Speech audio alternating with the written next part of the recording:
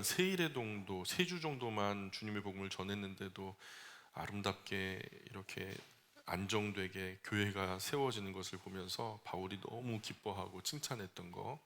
그런데 그렇게 칭찬하면서 썼던 그 편지에 위로와 격려를 위해서 쓰면서 주님 예수님 강림하실 때에 재림하시는 그날에 우리가 얼마나 좋겠냐 뭐 이렇게 위로하면서 썼던 것이 재림 재림 강림 강림 다시 오신다 다시 오신다 이게 반복되는 걸 보니까 이제 믿은 지 세 주밖에 안 된 데살로니가 교회 그리스도인들이 큰 오해를 해서 주님 예수님이 곧 오신단다 그래갖고 임박한 종말 의식에 빠져서 일상이 망가지고 또 교회가 좀 갈등이 생기고 하는 것을 보면서 그것을 추스르고자 이제 데살로니가 후서를 적어서 그 어려움들을 무마했던 그런 것들을 우리가 살펴봤죠.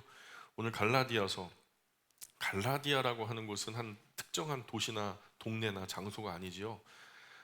성경 공부하실 때는 지금 나눠드렸던 그 성경 지도책을 꼭 이제 지참하시고 펼치시면 됩니다. 이미 지도를 머릿속에 넣고 계신 분들은 다 그러셔서 그런 거라고 저는 믿습니다.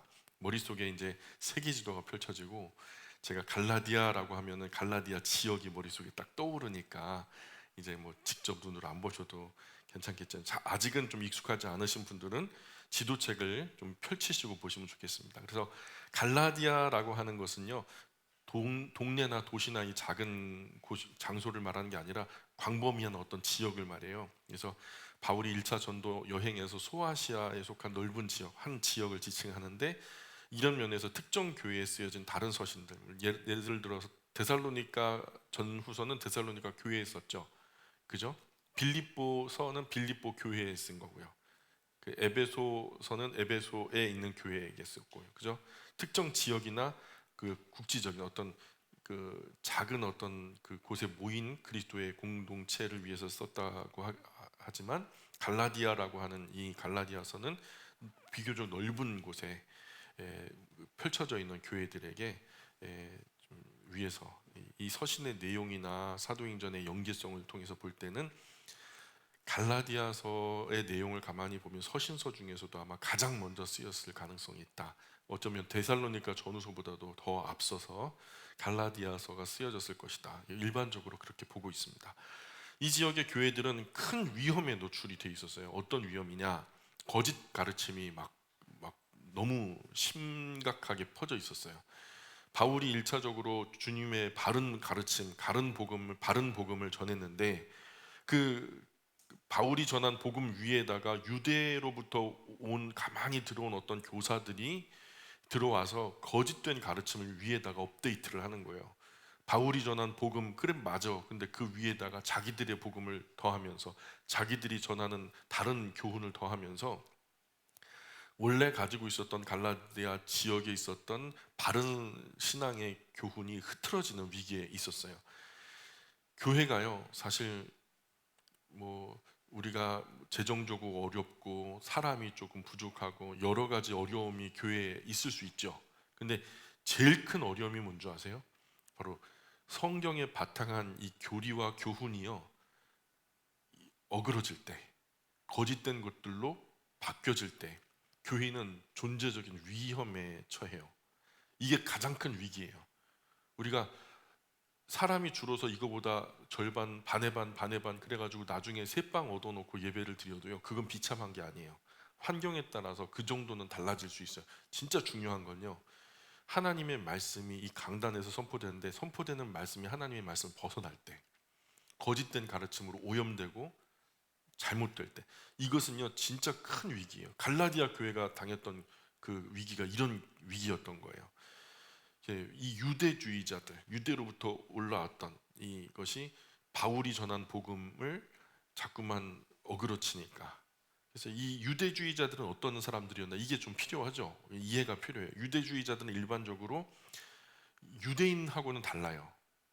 초기 기독교 내에 있었던 어떤 특정한 유대인 무리인데 바울이나 사도들이 하나님의 말씀을 전하는 것을 자꾸 쫓아다니면서 엉망으로 만들어버려요.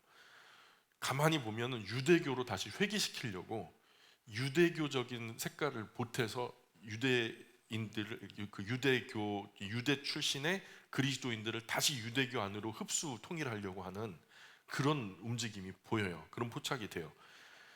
이들의 핵심적인 가르침이 뭐냐면 누구든지 그리스도인이 되려면, 그래서 구원 받으려면, 예수님이 말씀하셨던 그 구원을 받으려면 먼저는 이스라엘 사람들이 돼야 된다. 그리고 이스라엘 사람이 된다는 것은, 이스라엘 사람들이 된다는 것은 바리새인들처럼 율법을 지키거나 뭐 이제 할례를 행하거나, 그 율법 중에서도 굉장히 중요한 몸의 지표니까 할례를 행한다든가, 이 율법을 어기면서 이스라엘인이 다시 되는 일은 없다. 그러면서 이스라엘 율법에 온전히 헌신하는 것이 예수님을 영접했다, 그리스도를 향해 회심했다라고 할 수 있는 최고의 표현이 뭐냐? 율법을 지키겠다, 내 몸에 할례를 행했다, 이런 것이 진짜 신앙의 고백이라고 이 유대로부터 가만히 들어온 사람들이 이 바울의 복음 위에다 그런 식으로 가라지를 뿌려대는 거예요. 그래서 기독교를 그리스도의 복음 더하기 모세의 율법은 곧 구원. 무슨 말인지 가시죠? 이걸 뭐라 그러냐면 율법주의라고 해요. 예수 그리스도의 복음 더하기 모세의 율법은 구원이라고 주장하는 것이 율법주의. 근데 예수 그리스도의 복음만으로 이퀄 곧 구원, 이것이 바울이 전하는 거고, 차이를 아시겠어요? 유대교로부터 온 사람들이 이런 식으로 가라지를 뿌려댄 거죠. 그래서 기독교를 자꾸 그리스도의 복음 더하기 모세 율법은 구원이라고 하는 율법주의로 끌고 가서 유대교 비슷한 종교 체계로 만들어 버리려고, 교회를 그런 식으로. 그리고 갈라디아 지역에 할례당이 들어와서 바울이 정성껏 뿌려놓는 순전한 복음의 씨 위에 가라지를 자꾸만 뿌려대니까 문제가 됐죠. 그래서 바울은 갈라디아 지역 전체 지역의 그리스도인들에게 아주 격한 감정으로 좀 선포하고 있는 거예요. 그 지역에 뭐 불특정 다수 여러 교회들이에요. 1절 볼까요? 1절 시작. 사람들에게서 난 것도 아니요 사람으로 말미암은 것도 아니요 오직 예수 그리스도와 그를 죽은 자 가운데서 살리신 하나님 아버지로 말미암아 사도된 바울은, 자, 사람에게 난 것도 아니다, 사람으로 말미암은 것도 아니다. 그럼 난 누구에게서 났나? 예? 누구로 말미암았단 말인가? 그 다음에 답이 나오죠. 오직 그리스도 예수와 그를 죽은 자 가운데서 그리스도를 살리신 하나님 아버지로 말미암아. 나는 하나님 아버지로 말미암아, 주 예수 그리스도와 하나님 아버지로 말미암은, 그렇게 말미암은 사도다. 왜 바울이 처음부터 12조로 나옵니까? 좀 12죠. 좀 순전하게 들리진 않죠. 왜냐하면 갈라디아 교인들에게 와서 선동하는 유대주의자들이 바울은 12제자에 속하지도 않았어. 우리가 유대로부터 와서 아는데 예수님이 활동했던 3년 동안 활동했던 거 다 우리가 눈으로 봤고, 그분을 따르던 12제자가 누구누구인지 내 다 알아. 그들의 아버지, 뭐 엄마, 그리고 친척 일가까지 우리 다 알아. 빠삭해. 그런데 바울은 거기 없었어. 바울은 가짜야, 가짜. 사도 아니야. 자꾸 인신공격을 하는 거예요. 제 멋대로, 지 마음대로 사도라고, 자칭 사도라고 매도를 하니까, 이렇게 중상모략을 당하니까 바울은 1절부터 아주 강경하게 대응하는 거예요. 바울은 이같이 그 복음 더하기 율법은 구원이라는 주장을, 예수님의 복음만으로 완성된 구원, 충분한 구원, 그 외에 더 이상 보탤 게 없는 구원을 자꾸 이제 얘기하는 거죠. 내가 처음 말했던 것처럼 그들이 말하는 것은 아니야. 동시에 윤리적인 삶이 원동력이 되는 성령 하나님을 저버리는 것이다. 율법을 지키려고 하는 것은 적혀 있으니까 하는 거죠. 이렇게 하라고 하니까 하는 거죠. 마음도 없는데 하는 거죠. 그런데 복음으로 하는 것은, 예수 그리스도의 복음은 전혀 그렇게 말하지 않죠. 우리의 마음이 원하니까, 우리의 마음에 주님 성령님께서 경건하게 사는 것을 기뻐하시니까 우리도 기쁨 가운데 경건하게 살 수 있는 자원하는 마음 가지고. 그래서 유대주의자들은 복음, 예수 그리스도의 복음 플러스 율법 이퀄 구원, 새 구원 요건이 있는 거죠. 그러니까 이 바울은 뭐라고 표현하면 다른 구원이라고, 다른 구원, 다른 복음이라고 말해요. 그렇기 때문에 당시 이 문제는 아주 단순한 문제가 아니었단 말이에요. 그래서 1장 6절 볼까요? 6절부터 9절까지 한번 읽어볼게요. 6절부터 9절 시작. 그리스도의 은혜로 너희를 부르신 이를 이같이 속히 떠나 다른 복음을, 여기 다른 복음에다 동그라미 쳐보세요. 다른 복음을 따르는 것을 내가 이상하게 여기노라. 다른 복음은 없네. 다른 복음은 거기다 또 동그라미 치세요. 다른 복음은 없나니 다만 어떤 사람들이 너희를 교란하여 그리스도의 복음을 변하게 하려 하며. 여기 그리스도의 복음에다 동그라미 치세요. 자, 다른 복음과 그리스도의 복음의 대결 구도로 지금 바울이 얘기하고 있죠. 자, 8절. 그러나 우리나 혹은 하늘로부터 온 천사라도 우리가 너희에게 전한 복음 외에, 여기 복음에도 동그라미 쳐보세요. 다른 복음을 전하면 저주를 받을지어다. 자, 우리가 전한 복음이 있고요, 좀 다른 복음이 있죠. 그 복음은 바로 앞서 그리스도의 복음을 말하는 거죠. 우리가 전에 말하였거니와 내가 지금 다시 말하노니 만일 누구든지 너희가 받은 것 외에 다른 복음을 전하면 저주를 받을지어다. 자, 다른 복음은 예수 그리스도의 복음 플러스 율법은 구원이라고 말하는 거. 이건 다른 복음이에요. 근데 그리스도가 전한 복음, 내가 너희에게 전해준 복음, 그 복음은 예수 그리스도의 복음 하나만으로 이퀄 구원이다. 11절 12절 계속 읽어볼까요? 11절 12절 시작.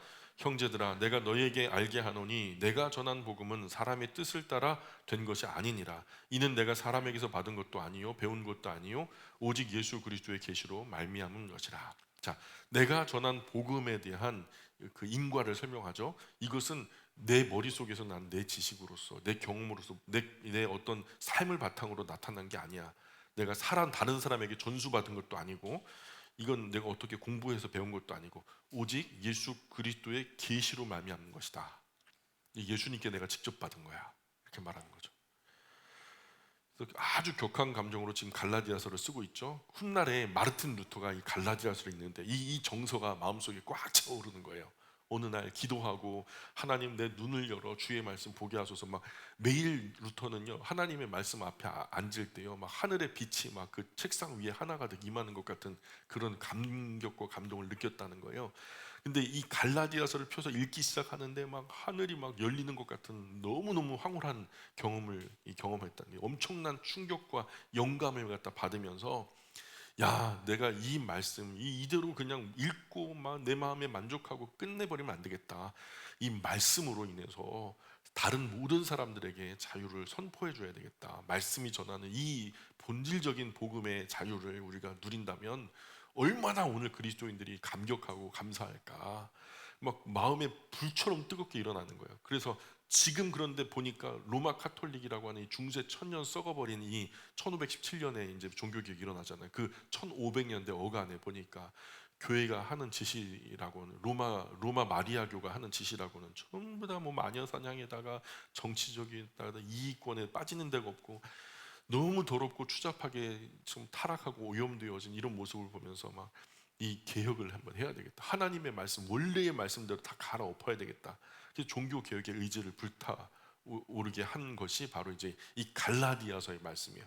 이 갈라디아서는요, 정말로 죄의 노예로서 갇혀져 있는 사람의 마음에, 이 영혼에 자유를 주기 위한 어떤 하나님의 명령이다. 이런 식으로 하면서 이 갈라디아서의 별명이 붙었는데 이게 뭐냐면 자유대헌장, 그리스도인의 자유대헌장이라고 하는 별명이 붙은 말씀이 바로 이 갈라디아서라는 말씀이에요. 그래서 나중에는요 이 마틴 루터가 뭐라고까지 얘기했냐면 나는 갈라디아서와 결혼했다. 나는 갈라디아서와 결혼했다. 갈라디아서는 나의 애인이요 나의 아내다. 막 그래요. 그래서 갈라디아서의 별명이 그리스도인의 자유대헌장. 이 루터가 로마 마리아교 신부였잖아요. 그래서 비텐베르그 대학 교수였고, 그런 이전에 아무것도 볼 수 없었던 흑암 중에서 그가 눈을 열어 성령 하나님의 보게 하심을 통해서 하나님의 말씀을 보게 되니까 영의 눈이 뜨여지고, 그가 그냥 하나님의 말씀대로 지금 이 시대와 지금 이 상황, 세계가 하나님의 말씀에 비하여서 얼마나 타락하고 오염되었는지 도저히 손에 들어서 쓸 수 없을 정도로 망가져버린 종교의 모습을 보면서 개혁해야 되겠다라는 의지, 내가 죽더라도 해야 되겠다라는 마음의 의지를 태운 것이 이 갈라디아서가 힘의 원동력이 됐다는 거죠. 그리고 그렇다고 이 갈라디아서가 지금 우리 시대에 살아가는 우리들에게는 필요가 없을까? 그저 1517년에 그때 그렇게 마틴 루터에게만 마음에 뜨거운 어떤 감동을 주어서 그때만 능력이 있었던 말씀일까? 절대 아니죠. 종교 개혁은 지금도 계속돼야 돼요. 그죠? 우리는 특별히 이제 개혁교회 리폼드 처치 안에 있잖아요. 우리는 원래의 폼으로 돌아가기 위한 매일의 노력이 기울어져야 되는 이름표를 그렇게 달고 있어요. 잘못된 모든 것으로부터 바른 곳으로 나아가고자 하는 열망이 우리 안에 멈춰지면 안 되기 때문에 초심을 잃을 때마다 우리는 어디를 펼쳐서 봐야 되냐면 갈라디아의 말씀을 잘 묵상하면 되겠다는 생각이 들어요. 그러니까 과거에 얽매였던 잘못된 것, 내가 지금 하고 있는 것, 이것이 과연 하나님의 말씀의 바른 길 위에 서 있는 것일까? 주님의 말씀대로 주님의 진리를 알게 되면 진리가 우리를 더욱 자유롭게 하는데, 우리의 인간의 제도나 장치나 우리의 잘못된 편견이나 인식이 주님의 말씀을 억압하고 있는 것은 아닐까. 그런데 문제는 하나님과 바른 관계에 들어가는 것이 끝이 아니죠. 사실 하나님 믿어요, 주님은 나의 하나님이십니다, 나는 주님의 백성입니다, 이 끝났어요? 우리의 하나님이 되시고 하나님이 우리의 하나님이 되시고 우리는 하나님의 백성이 되었으면 그것으로 끝났어요? 그 이제 나라가 세팅이 된 거예요. 그때부터는 그 나라가 운영이 돼야 될 거 아니에요. 바른 관계는요, 하나님과의 관계 회복의 그 시작에 불과한 거예요. 오늘 그리스도인은 이걸 몰라요. 그냥 회복됨으로 끝난 걸 줄 알아요. 예수님을 구주와 영접해서, 구주와 주님으로 영접해서 믿음으로 바른 관계 안으로 들어왔으니까 이제 끝이다, 이렇게 생각하시는데, 그건 시작이에요. 바른 관계 안에 들어왔으면 누려야죠. 지극한 사랑으로 누려야죠. 주님을 사랑하고 주님 또한 우리를 사랑해 주시고, 이게 얼마나 황홀한 건데요. 그죠? 끝이 아니라 시작점이라는 거예요. 앞으로 예수님을 닮아가는 성화의 과정이 필요하고요. 이게 기쁘기도 하지만 고달프기도 하고요. 고달프기도 하지만 충분히 죽음에 이르는 고통을 능히 감당할 만큼 황홀하기도 한 거예요. 예수 그리스도께까지 자라가도록 배워가는 그 과정이 중요하다는 거죠. 그러나 지금 우리의 과정은, 우리는 이제 한국 교회는 마치 완성된 구원, 믿음으로 인하여 구원은 완성되었다라는 그런, 근데 그렇게 말하지 않거든요. 성경은 믿음은 시작이에요. 그래서 이 과정을 통해서 우리의 인격이 자라가야 되는데, 어디까지 자라가야 되는가? 예수 그리스도께까지. 바울은 지금 다른 복음은 절대로 없다고 강조하면서 유대주의자들, 기독교를 그리스도의 복음 플러스 모세의 율법은 구원이라는 율법주의적 도식으로 여겼는데, 그래서 그리스도인들이 예수 그리스도에게 순종하는 것이 아니라 다시 유대교 그룹에 회귀해서, 어차피 그럴 거에는 유대교에 속하나 기독교에 속하나 뭐가 다르냐, 어차피 인프라가 더 잘 갖춰져 있고 오랜 전통이 있는 유대교로 돌아가는 게 낫지. 마치 지금 세상 사람들이 바라보면은 로마교가 우리의 형님이고 리폼드 처치 개혁교회는 마치 동생격으로 바라보잖아요. 우리 억울해요, 안 억울해요? 그거 아니거든요. 잘못되는 거예요. 근데 그때 당시도 형님은 유대교고 동생이 기독교처럼 받아들여졌을 거예요. 이 분위기를 그대로 가져가서 보면. 근데 그게 아니라는 거예요. 바울은 그들이 형님이고 우리가 동생, 이런 격이 아니라는 거예요. 완전히 다르다는 것을 지금 강조하는 거예요. 그래서 한국교회 안에서도 어떤 유명한 교회에 속해 있으면, 어떤 탁월한 목회자의 지도력 아래에 있으면 모든 신앙이 풀 오토매틱으로 잘 될 거라고 여기는 풍조가 있거든요. 그래서 나는 그 교회 성도다, 나는 그 목사님 아래서 목양 지도를 받고 있다라고 한다면 모든 것이 다 해결되는 것인 양 착각하는데, 아니에요. 믿음이라는 것은 개인의 싸움이거든요. 참 복음은 내 안에 있는 거거든요. 갈라디아서는 그리스도인 안에 참된 자유를 말씀하는 거예요. 그거 다른 사람이 자유롭다고 말하는 게 아니라 내가 자유롭냐, 그게 중요하지 않아요? 다른 사람들은 다 자유롭다고 하는데 나는 자유롭지 않아. 그럼 자유롭지 않은 거예요. 한 청년이 장성해서 부모님 그늘에 벗어나서 독립을 하잖아요. 그때부터는 부모님의 간섭받지 않아요. 언제 일어나라, 언제 들어와라, 언제 자라, 이런 것, 모든 것에 자유로움을 얻는 것이 자유예요. 그러나 그때부터 그 자유를 얻는 것, 그 모든 것을 스스로 책임져야 되죠. 작고 큰 모든 것을 스스로 챙기고 부담해야 되는 거죠. 자유도 커지지만 그에 따르는 책임도 커지는, 자유는 좋은 거죠. 그러나 그에 따르는 책임과 의무도 결코 가벼운 것이 아닌 것처럼, 바울은 자신의 가르침을 떠나서 너무 쉽게 유대주의자들의 유혹이 넘어가는 갈라디아 지역의 교회 많은 그리스도인들을 바라보면서 그들의 정신을 바로잡기 위해서, 너희들 지금 큰 착각하는 거야. 조금도 비슷하지 않아. 완전히 다른 거야. 그들의 복음은 다른 복음이야. 내가 전하는 복음 그리스도 예수의 복음이지. 다른 거야. 확실히 다른 거야. 그래서 그러다 보니까 갈라디아서를 쓰는 바울의 감정이 정말 격해지고 처음 시작부터 참 이렇게 어려울 수밖에 없는 거죠. 그래서 바울의 다른 서신과 달리 갈라디아서에서는 소위 이제 외교적인 그 멘트라고 할까요? 워딩이 있어요. 아이고 권사님 얼마나 참 예쁘신지 몰라요. 얼마나 또 참 권사님 오시면 화나신지 몰라요. 권사님 거기 얼마나 거기 있으면 든든하지만, 이게 외교적인 언어거든요. 들을 때 기분 좋아요, 나빠요? 기분 좋죠. 이게 외교적인 예의예요, 사실은. 근데 이 외교적인 언어가요, 이 바울의 서신서 곳곳에서 다 발견돼요. 너희의 소문을 내가 들었다. 참 내가 너희 때문에 자랑스럽고 뿌듯하다, 이런 얘기 하거든요. 근데 갈라디아서에서는 이 소위 외교적인 워딩이 없어요. 그들이 상황이 바울의 큰 실망을 안겨준 것 같아요. 바울의 편지는 실망을 넘어서 의로운 분노, 의분까지도 느껴져요. 격한 감정. 5장 설교 날라간다. 죄송합니다. 네. 5장 12절에 보시면은 5장 12절에 보시면은 한번 보세요. 11절 12절 한번 읽어볼까요?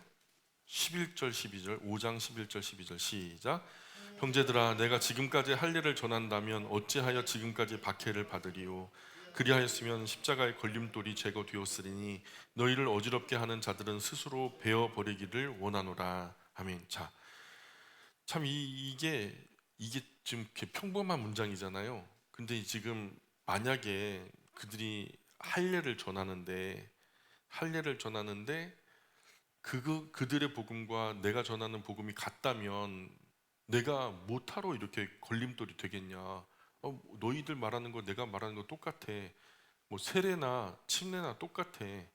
뭐 감리교나 장로교나 뭐 같은 성경의 안에서 진리를 말하는 거니까 똑같아 하면서 큰 문제 없이 지나갔을 거라는 거예요. 근데 그리스도의 복음과 율법은 구원이라고 하는 이 도식은 다른 거예요. 바울이 전하는 것과 다른 거기 때문에 오히려 지금 할례를 행하겠다고 하는 그들 자신에게 할례를 행할 때 칼이 좀 더 깊이 들어가서 남자의 생식기 끝에 껍데기를 벗기는 것이 할례잖아요. 오늘날로 보면은 이 포경 수술이잖아요. 근데 칼이 더 깊이 들어가면 어떻게 돼요? 생식기가 잘라지는 거예요. 지금 바울이 지금 어떻게 말하고 있냐면, 칼이 조금 더 깊이 들어가 스스로 너희들이 생식기를 베어버리기를 원한다는, 이게 보통 표현 아니죠. 보통 표현이 아니에요. 과격한 표현이에요. 그냥 고추 잘라버려라 이런 얘기예요. 얼마나 힘이 들었는지 서신서 끝부분 이후로는 누구든지 이런 일들로 나를 괴롭게 하지 마라. 같은 말 반복하면 가만 안 둔다 막. 6장 17절 보세요. 6장 17절 시작. 이후로는 누구든지, 찾으셨어요? 6장 17절 시작. 이후로는 누구든지 나를 괴롭게 하지 말라. 내가 내 몸에 예수의 흔적을 지니고 있노라. 자, 이런 참 너무 괴로운 거예요. 나 괴롭게 하지 마라. 이거 진짜 괴로운 게, 막 강대강 구도로 대결 구도로서 다른 복음을 외치는 사람들에게, 저도 그래요. 가끔씩 이제 박옥수인지 뭔지 와가지고 계속 이상 8층에 있을 때 막 2시간이고 3시간이고 시간을 뺏는 거예요. 10번 같은 설명을 해도 말이 안 들어가요. 이미 짜놓은 프레임 안에 제가 전하는 말씀을 자꾸만 녹이려고 하니까 말이 안 들어가죠. 신천지 이단하고는 얘기 안 해보는 줄 아세요? 이미 그냥 다 그들은 이미 틀이 정해진 가운데서 내가 틀렸다고만 주장하니까. 그런 경우에는 어떻게 되냐면, 우리 장로님 옆에 있으면 제가 푸근해지거든요. 그래서 쉬어요. 그러면은 회복이 되죠. 그럼 일을 할 수 있고 또 더 멋지게 생활할 수 있어요. 근데 어떤 사람 옆에 가면 진이 빠져요. 그냥 앉아 있는 것 자체가 눈치 보게 되고 막 힘이 들어오고 막 지쳐버려요. 진이 빠져요. 그리고서 일어나면 쉬고 싶어. 그런 관계가 있거든요. 이단자들이 그래요. 왜냐하면 진리가 아닌 것에 자꾸만 맞서게 되면 이 자체로 영적으로 굉장히 힘이 드는 일이에요. 그런 사람들과 같이 잇대어 살아가게 되면요, 인생 전체가 탈진한 삶이 되는 거예요. 그러니까 그 사람들에게서 돌아서는 게 맞는 거지, 계속 뭐 어떤 교리적으로 설명하고 논쟁해서 설득시킬 그런 건 아니야. 그냥 단절해야지. 정신적으로 좋아, 영적으로도 좋고 단절하셔야 돼요. 계속 10번 만날 때 10번 맞서고 뭔가 진척되는 일이 없다면 그냥 단절하셔야 돼요. 아름다운 거리 한 10m 바깥에서 보시면 안녕하세요, 잘 지내고 계시죠? 하고서 그냥 지나와야지 어제 뭐 하셨어요? 막 이렇게 가까이 다가갈 필요가 없는 거예요. 그건 저 멀리 아웃사이더에 두시고. 그런 사람들은 그리스도인의 자기 관리예요. 이건 정말 중요해요. 이단자들, 우리 주변에 그런 사람들 있죠. 신천지 다니는 사람 있죠. 박옥수수 그 있죠. 그죠? 예수 안건 그런 사람도 있고요. 뭐 통일교도 심지어 있고요. 그런 사람들은 그냥 좋은 이웃으로 남아야지 삶의 영역 안으로 들이면 안 돼요. 힘들어요.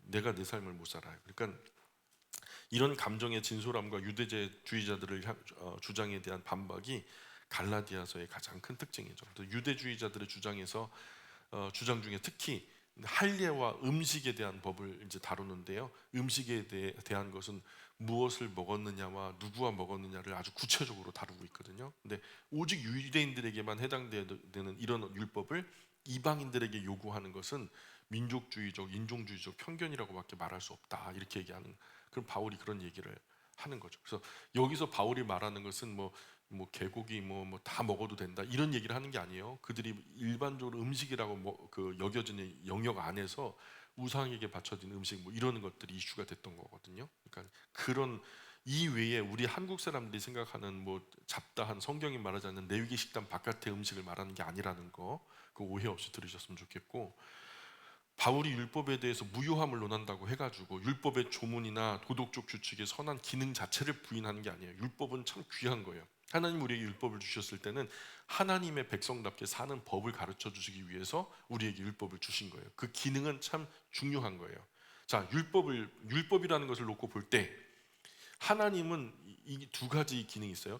하나는 목적론적 그 율법을 봐야 되고, 하나는 결과론적 율법을 봐야 돼요. 자, 율법이라는 것이요, 좀 원래 목적론적으로 바라볼 때는 하나님이 우리에게 주셨을 때 이것은 우리에게 더 풍성하게 하고 풍성하게 하기 위해서 주셨다고 성경은 여러 번 밝혔죠. 율법은요, 그리스도인 하나님의 자녀로서 우리가 이 세상에서 참 아름답고 행복하고 만족스럽게 사는 법을 가르쳐 주는 거예요. 목적은 그랬어요. 그러나 결과적으로는 어떻게 됐어요? 율법이 주어진 이후에 율법을 제대로 지키는 사람이 있나요? 오염된 세상 안에서 우리가 율법을 지키려고 사는 것은 정말 힘들었다는 얘기예요. 율법을 완성한 사람은 아무도 없어요. 결과적으로는 그렇게 됐다는 거예요. 로마서가 말하는 게 그거예요. 하나님은 우리에게 지금, 그래서 로마서가 쓰여진 그 지향점은 율법을 결과론적으로 보고 우리에게 말하는 것이기 때문에 되게 암담하게 느껴지지만 원래 율법은 그런 기능이 아니었다는 거예요. 사랑하는 아버지가 풍성하게 행복하게 살기를 원하는 소망을 담아 사랑하는 자녀에게 내려주었던 그런 보배로운 그릇이었다는 거죠. 그래서 바울은 지금 그런 율법 자체를 부정하는 게 아니에요. 오직 예수 그리스도만으로 구원에 이르는 충분함이 있다는 것을 인정하고, 율법 그 중에서도 할례와 같은 장치에 뭔가를 더해서 기독교를 변질시키려고 하는 그들, 가만히 들어온 다른 복음을 전하는 그들, 바울은 갈라디아서에서 율법주의를 배척하는 거지, 율법을 배척하는 게 아니다. 따라해 보실까요? 바울은 율법주의를 배척하는 것이지 율법을 배척하는 것이 아니다. 이해 가시죠? 예, 그렇게 이해하시면 돼요. 그래서 갈라디아서의 문제는 초대교회가 초창기에 겪어야 했던 문제였죠. 교회에 이방인들이 많아지면서 이방인들과 율법과의 관계는 피할 수가 없게 됐고요. 갈라디아서는 이런 문제에 대해서 과감하고도 확실하게 아주 칼로 두부모 자르듯이 선명하게 우리에게 복음의 단면을 보여주고 있어요. 예수 그리스도 그 복음만으로 충분하다. 우리 또한 거기에 대해서 확실하고 명료한 답을 가지고 신앙생활할 수 있도록 우리에게 좀 부가적인 잔가지를 다 쳐내고 중요한 원줄기를 제대로 붙들게 하는, 그런 말씀이 갈라디아서라고 믿습니다. 자, 사도행전 18장으로 돌아와 볼까요? 사도행전 18장으로 돌아오셔서 11절, 아까 우리가 지난 시간에 한번 봤는데요. 사도행전 18장 11절 보세요. 거기 보면 시작, 1년 6개월을 머물며 그들 가운데서 하나님의 말씀을 가르치니라. 자, 바울이 고린도에 머물면서 1년 6개월 동안 그 하나님의 말씀을 가르침과 동시에 저녁에는 모이기가 어렵잖아요. 그러니까 아마도 호롱불 켜놓고 글을 썼을 거예요. 데살로니가 전서, 후서 썼고 갈라디아서 먼저 썼고, 그죠? 그렇게 되었다고 말씀드렸고요. 그래서 우리가 지금 여기 18장 11절 하다가 잠깐 멈추고 데살로니가 전후서, 갈라디아서 보고 이제 돌아온 거예요. 돌아왔죠? 왜 못 돌아오세요? 눈을 뜨고 돌아오셔야 되는데, 자 12절 보세요. 12절, 그 다음 18장 12절입니다. 같이 읽어봅니다. 시작. 갈리오가 아가야 총독되었을 때에 유대인이 일제 일어나 바울을 대적하여 법정으로 데리고 가서, 아가야라는 말은요, 고린도 아테네 그 지역 전체를 묶어서 아카이아 지역이라고 해요. 아카이아 지역은 이제 여러분 이제 성경 지도 보시면 나오겠지만은, 제가 이제 앞으로는 성경 지도 띄어서 보여드릴게요. 되게 선명해졌죠? 업그레이드 했습니다. 어쨌든 그래서 이제 이 아카야 지역인 일제 일어난 바울을 재판정으로 끌고 가가지고 그 앞에서 이제 뭐 정치 살인을 하려고 하는 거예요. 죽이려고 하는 거죠. 예수님처럼 떼거지로 몰려와가지고. 악인들은 항상 그냥 떼거지로 일제 일어나죠.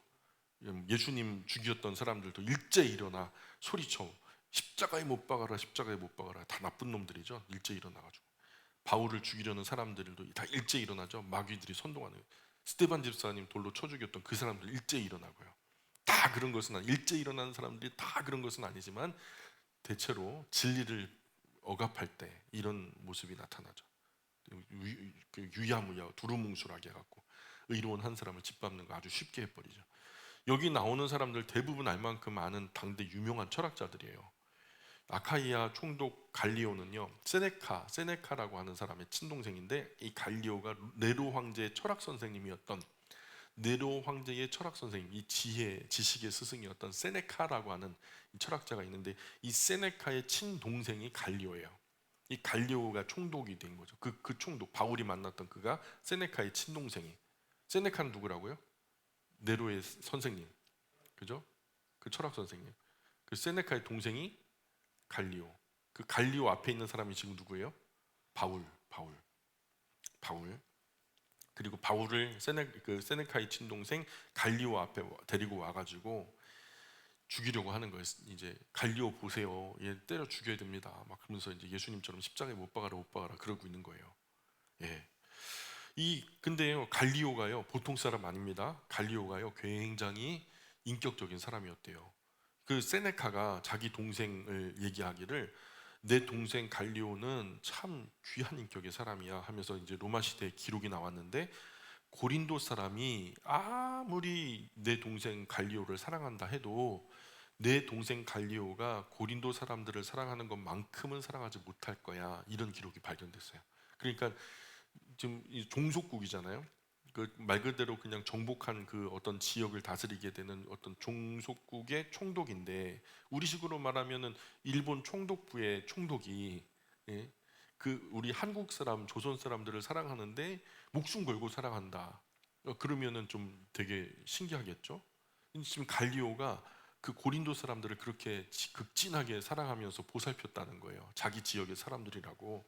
이 지방 사람들을 진심으로 사랑하면서 보살폈다는 말이거든요. 갈리오는 정말 그렇게 인격적이고 똑똑하고 명석했던 사람이래요. 그래서 갈리오가 유대인들이 어느 날 갑자기 우르르 몰려와가지고 그 앞에다가 그냥 대머리 벗어지고 키도 짱딸하고 안짱다리에 눈썹 붓고 그냥 막 생기지도 못하고 덜 떨어진 것 같고, 이런 사람을 앞에다 딱 팽개쳐 놓고서는 이 사람 죽여야 된다고.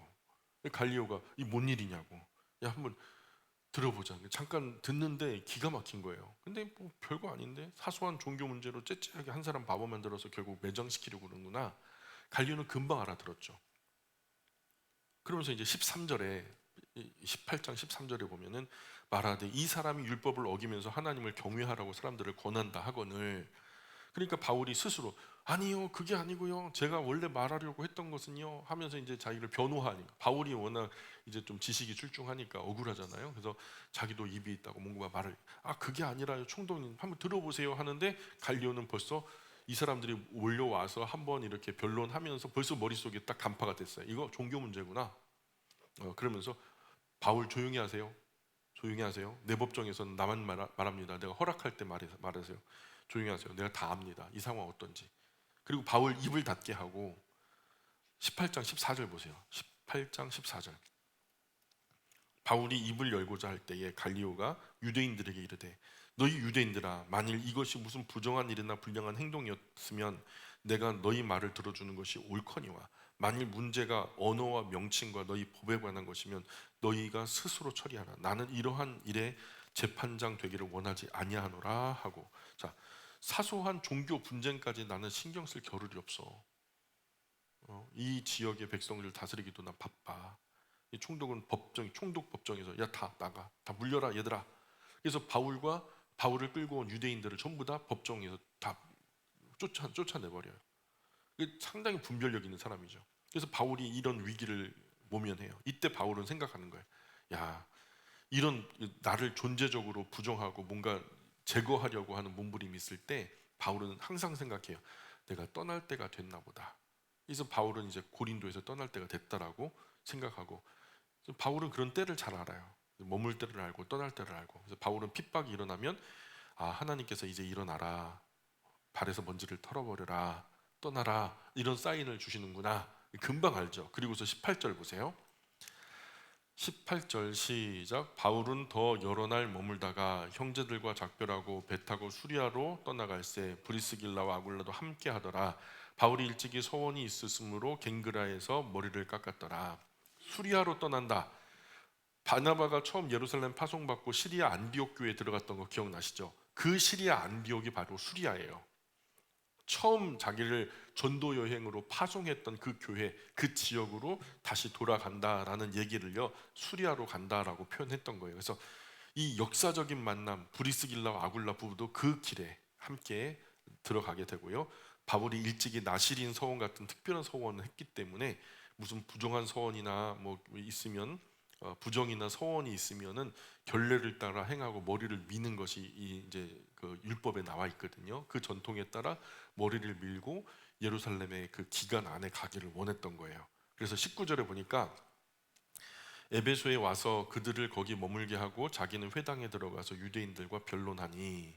자, 에베소까지 왔어요. 그리고 에베소에 온 거예요. 드디어 지난번 예수의 영이 허락하지 않아서 에베소 아시아에 가지 못했었어요. 그때 어디로 갈까요? 여기로 갈까요? 저기로 못 갔거든요. 근데 그때 가지 못했던 그 에베소 아시아에 이제 오게 된 거예요. 이번에는 다시 오게 된 거예요. 여기까지 와서 아굴라 브리스길라 부부를 거기 머물게 하고 바울은 회당에 들어가서 여러 유대인들과 변론을 하기 시작하죠. 그리고 바울은 이제 복음을 전하기 시작해요. 예수 그리스도의 복음을 전하기 시작하는데 사람들이요 다른 거예요.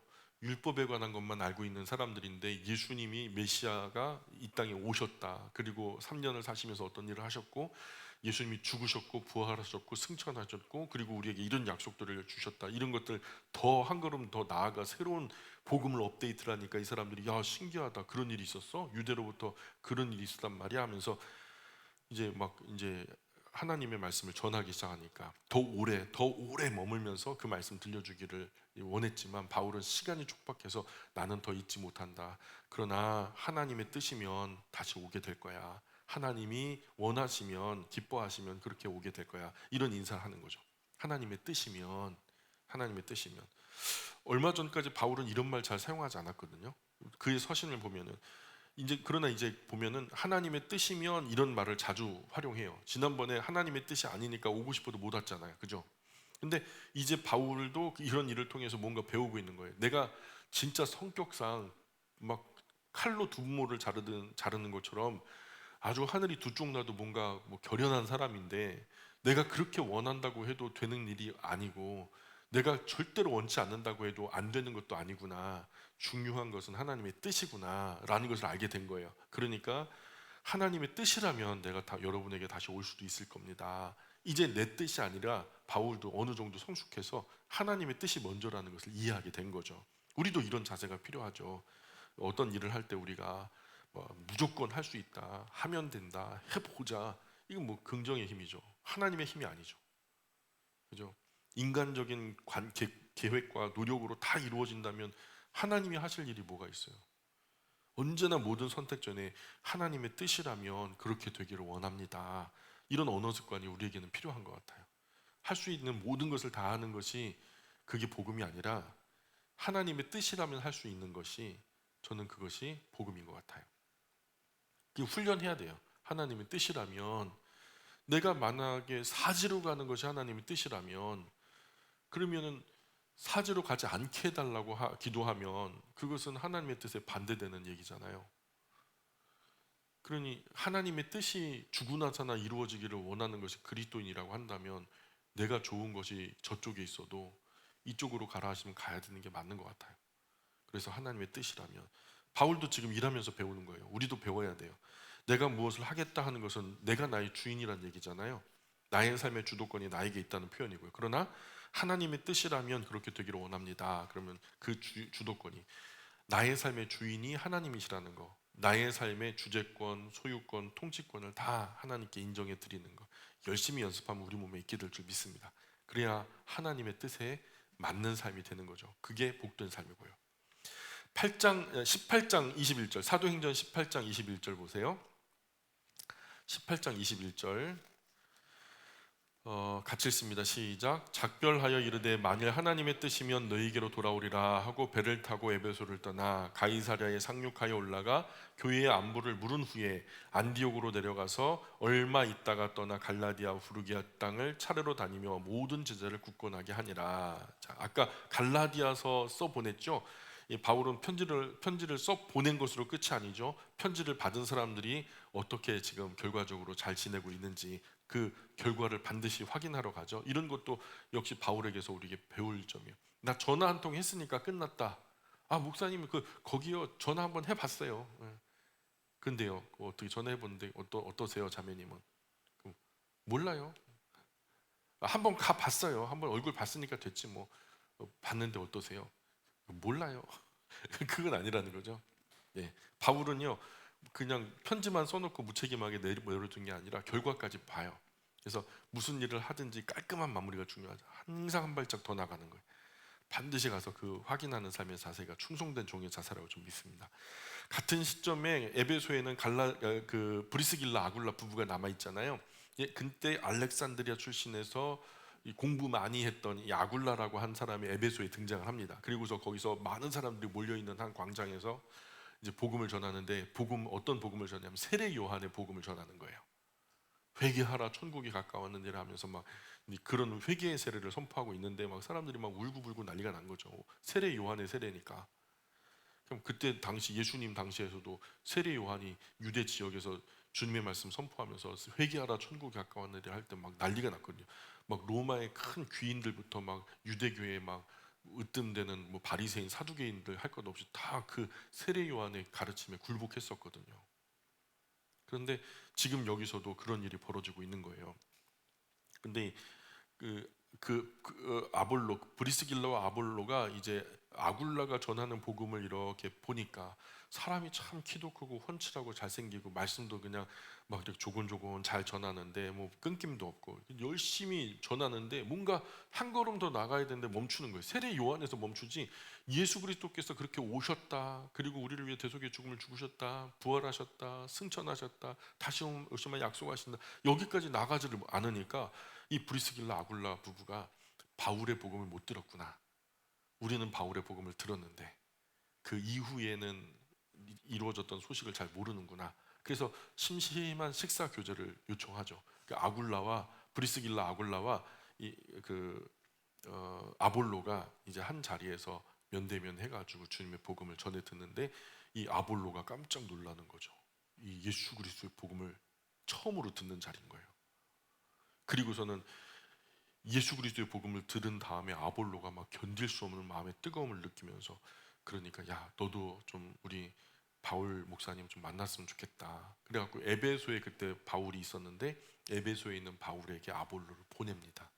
예, 그래서 처음 아볼로와 바울이 만나게 되는데 19장 1절 보세요. 19장 1절, 사도행전 19장 1절. 아볼로가 고린도에 있을 때에 바울이 윗지방으로 다녀 에베소에 와서 어떤 제자들을 만나 이르되 너희가 믿을 때에 성령을 받았느냐 이르되 아니라 우리는 성령이 계심도 듣지 못하였노라. 바울이 이르되 그러면 너희가 무슨 세례를 받았느냐 대답하되 요한의 세례니라. 바울이 이르되 요한이 회개의 세례를 베풀며 백성에게 말하되 내 뒤에 오시는 이를 믿으라 하였으니 이는 곧 예수라 하거늘 그들이 듣고 주 예수의 이름으로 세례를 받으니 바울이 그들에게 안수함에 성령이 그들에게 임하심으로 방언도 하고 예언도 하니 모두 12사람쯤 되니라. 바울이 회당에 들어가서 석 달 동안 담대히 하나님 나라에 관하여 강론하며 권면하되 어떤 사람들은 마음이 굳어 순종하지 않고 무리 앞에서 이 도를 비방하거늘 바울이 그들을 떠나 제자들을 따로 두고 따로 세우고 두란노 서원에서 날마다 강론하니라. 2해 동안 이같이 하니 아시아에 사는 자는 유대인이나 헬라인이나 다 주의 말씀을 듣더라. 자, 그렇게 에베소에서 날마다 성경을 가르치며 배우는 그 성경 공부를 하는 것을 2해 동안 했다요. 2해 동안 어디서? 두란노 서원에서 최초의 신학교예요. 최초의 신학교. 일반적으로 그리스도인이 일하면서 이렇게 하기는 어렵죠. 매일 어떻게 해요? 업이 있는데. 그런데 이분들은요 자신의 삶을 통째로 하나님께 드리면서 이 귀한 복음을 전하는 일에 나의 삶을 헌신하겠다 했으니 매일 와가지고 아침 저녁으로 계속 말씀을 공부하는 거 아니겠어요? 그래서 이들이 나가서 각 지역마다 여기 에베소를 중심으로 사방팔방으로 흩어져서 흩어진 곳마다 가정교회가 세워지는 거예요. 가정교회가. 그래서 빌레몬서 뭐 그런 배경도 사실은 그런 가정교회 일환으로 보셔야 돼요. 에베소에 있는 두란노 서원에서 공부했던 신학생 출신 목회자, 가정교회 목회자인 거죠. 그래서 이들이 나가서 지역마다 교회 개척하고 하나님의 일꾼들을 양성하는 일을 맡게 될 거예요. 그러니까 이렇게 하니까 헬라인이나 유대인이나 다 주님의 말씀을 그 보편적으로 듣게 된 거예요. 에베소를 중심으로. 또 하나님께서 바울을 통해 능력을 나타내시는데 막 병든 사람이 바울의 손에서 떨어진 손수건이나 앞치마에 가져다가 병든 자 위에다 얹으니까 병이 낫는 기적이 발생하고 심지어 귀신이 떠나가고 바울은 여기서 약 3년을 머물러요. 자, 생각해 보세요. 2년 머물렀다 그랬잖아요. 3개월을 더하고 고린도까지 오고 간 시간을 갖다 합치면은 적어도 한 3년 미만 정도 되겠죠. 넉넉 잡아 한 3년의 시간 고린도 전후서를 에베소에서 쓰는 거예요. 고린도에 두고 온 고린도 교회를 향한 이상한 소문이 들려요. 고린도 교회에 여러 문제가 생겼대요. 그 안에 뭔가 갈등이 생겼는데 몇몇 사람들이 자꾸만 이제 삐딱선을 탄대요. 그래서 디모데 갔다 와봐라. 막 디도도 갔다 와봐라. 그래서 이제 여러 루트로 또 소식이 들려오기를 아볼로도 그 당시에 고린도에서 목회다 왔고요.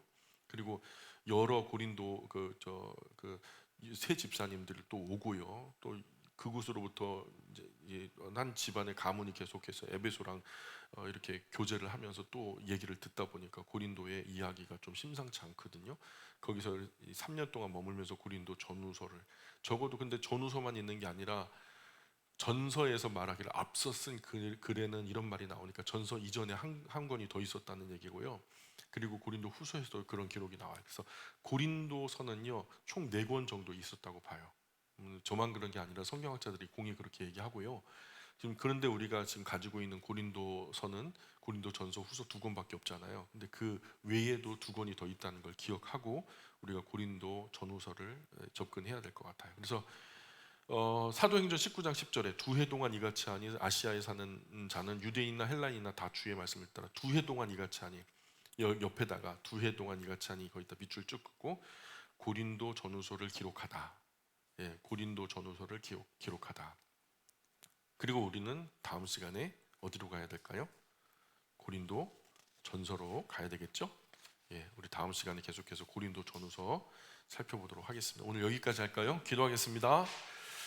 귀하신 하나님, 하나님의 진리의 말씀 따라 저희로 예수 그리스도의 십자가의 보혈의 공로로 구속함을 받는 하나님의 백성 되게 하심을 감사합니다. 이 십자가 바라볼 때마다 감사 잊지 않게 하시고 또한 이곳에 우리를 그냥 머물러 두신 것이 아니라 곧 주님 재림하시는 7번째 나팔 소리와 함께 저희들을 변화시키셔서 주님 영원한 하나님의 나라 그 부활의 참된 소망을 허락하여 주시니 참 고맙습니다. 이 감격 잊지 않게 하여 주옵소서. 십자가의 감동과 또 십자가의 감사와 또 부활의 감격을 잊지 않고 항상 감사와 감격함 가운데 주님 부르시는 그날까지 매일매일 주님의 기쁨이 되기 위해 노력하는 영광의 모든 가족 될 수 있도록 은혜 내려 주옵소서. 또 한 주간의 삶을 주님께 의지합니다. 하나님 도와주십시오.